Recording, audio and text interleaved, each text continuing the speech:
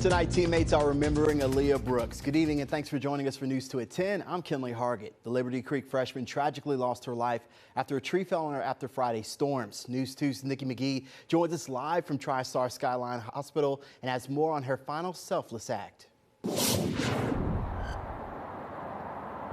Well, that's right, Kinley. Selfie, it's exactly how family, loved ones, and friends are remembering Aaliyah this evening.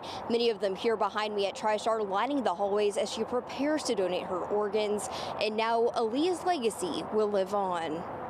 Aaliyah Brooks may have only been 15, but tonight she's leaving the earth with quite an impact. She was a teammate who never gave up on people.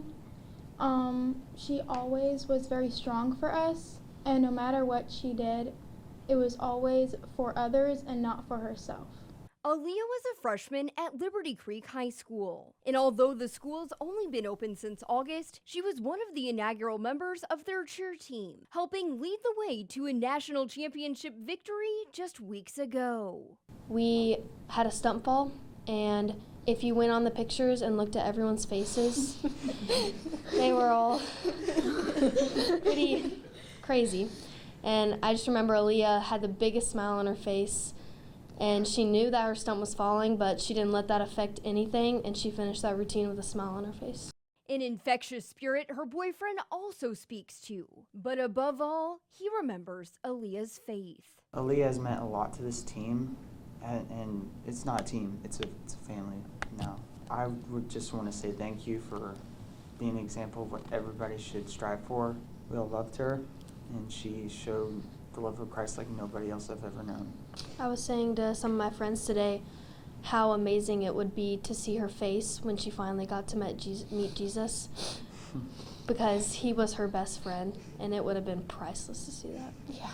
Tonight, as Aaliyah's teammates say their goodbyes, they want her to know she will always be the grit that holds the team together. Strong, courageous, confident. A message now written on their hands, and one that they'll carry with them. She never made us feel anything but encouraged, and I think that will have a lasting impact on our program. And they're proud of her final act of helping others. I wouldn't even know how to explain it. Like, she would be overjoyed to see how many lives has impacted because of her. Now, we're told Aaliyah's organ donation this evening will have the power to save up to 8 people. Also, they had staff here tonight ready to sign other people up to become organ donors. Live from TriStar Skyline, Nikki McGee, News 2. Nikki, thank you so much. At Long Hollow Church in Hendersonville today, a moment was taken during the service to remember Aaliyah Brooks' faith.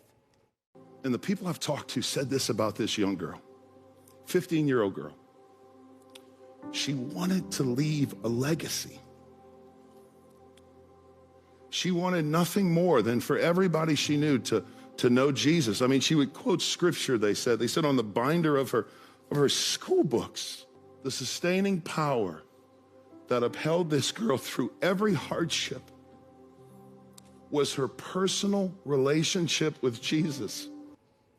Today, News 2 also messaged Aaliyah's neighbor, who is credited with helping her get to the hospital. He says this morning at church, after hearing Aaliyah's story, more than 100 people wanted to be baptized. He shares his quote, saying, "In tragedy, we don't always understand why, but there's always a silver lining." And we'll be keeping track of memorials and vigils in her honor at WKRN.com.